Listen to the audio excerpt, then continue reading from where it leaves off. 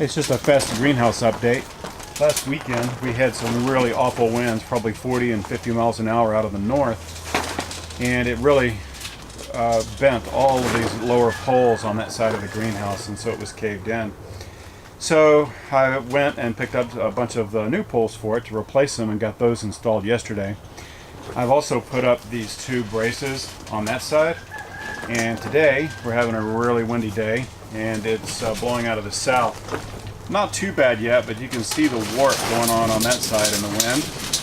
So I'm going to put some additional upright supports on that, sort of like these, but today, and see if I can get that better supported, and that way we don't have any accidents in the greenhouse. Here's some of the plants growing out here. Got a lot of the carrots looking really good. Broccoli plants are looking really good. We've got some heads beginning to form on these guys. Over here we've been harvesting this, that first row on that side is spinach. We've been harvesting that every few days. And then those cauliflower plants there in the back are looking pretty good as well. So another thing I did the weather's not terribly cold or anything, so I've also opened a few of these side port windows on both sides just to allow the wind to pass through, and hopefully that'll prevent some damage in here as well. But overall, considering the first year for this greenhouse and as severe as our wind is here, it's doing pretty well. But I'm going to go ahead and get the supports made for this side and get that shored up.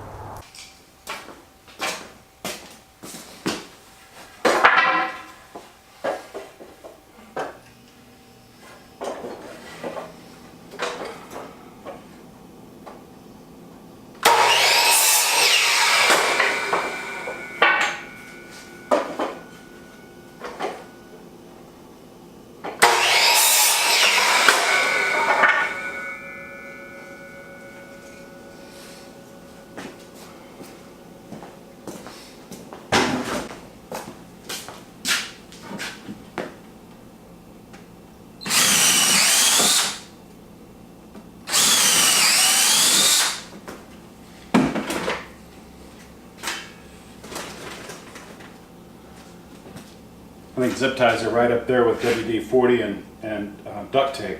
Handy tools.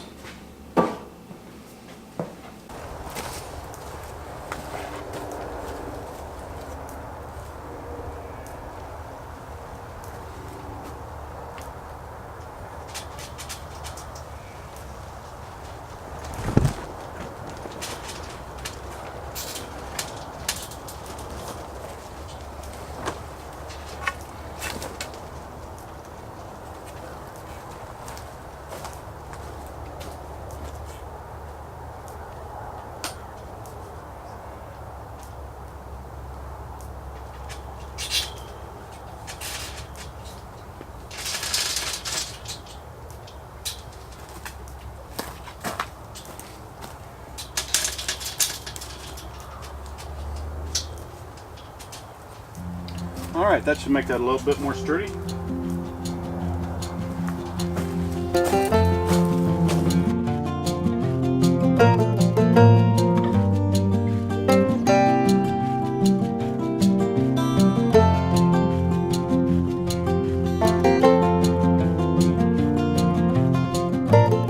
All right, so one of today's chores also is working on our seed starting house. We have a temperature reader that's the sensors in the A-frame here, and the temperature guide is in the house. So we've been monitoring that temperature during the day and in the evenings and at night, just to see where the temperature ranges are. So we have a heater we're going to end up putting in there to break the cold when we need to. And you may remember from another video I had tacked down those sides with some furring strips to make sure they stay in place. So today I'm going to put these little shelves in there and get it ready for the plants we're going to put inside.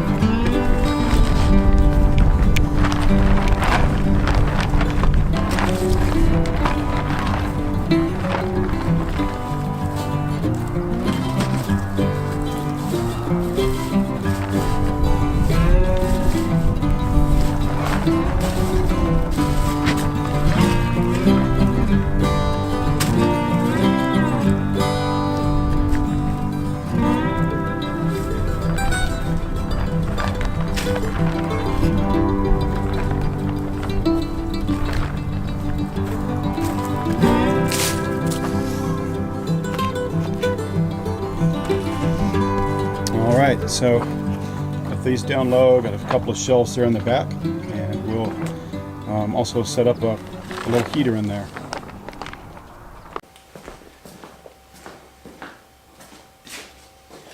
So we have one of these oil type heaters in the greenhouse that we use for our patio plants, and we also have our chicken feed in there where we do the sprouting.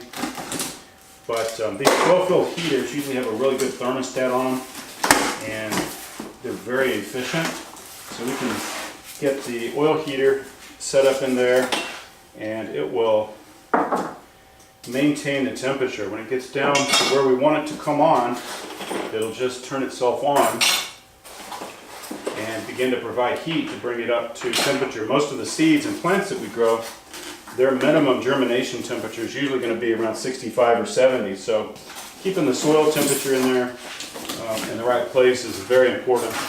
So I'm going to get this put together and then we'll check it out.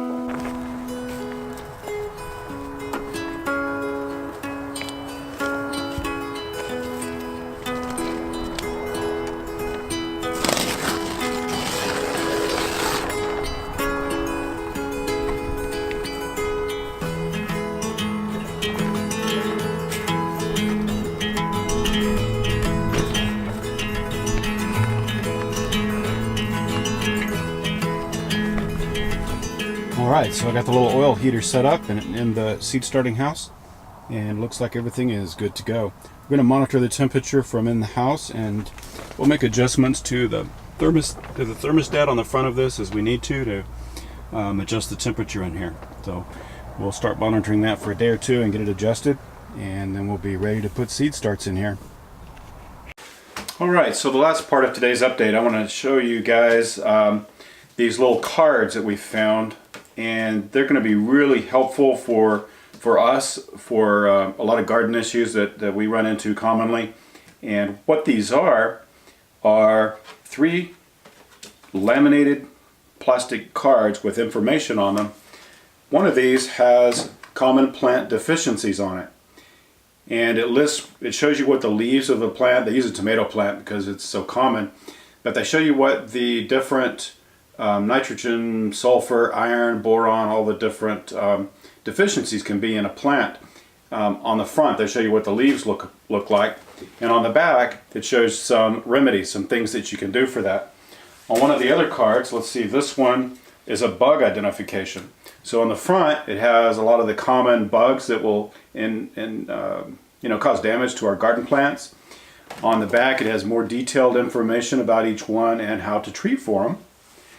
And on the last card here we have plant diseases. So again, on the front it has these leaves and shows you what the leaves look like with different diseases, and on the back it has detailed information about how to treat for those diseases. We have I've posted a link to these on our Facebook page, and for on here, let's see, these are called from Darwin's Garden. We have a link to them on our Facebook page, but so just look up Darwin's Garden or Darwin's Gardening on Facebook. So it's facebook.com/Darwin's Gardening, and you can find the link to these. And these guys are just super handy, very nice, very portable, and tons of information on these to help you diagnose any of the common diseases or pest infestations or nutrient deficiencies. So hope you guys will check these out, and we'll see you next time.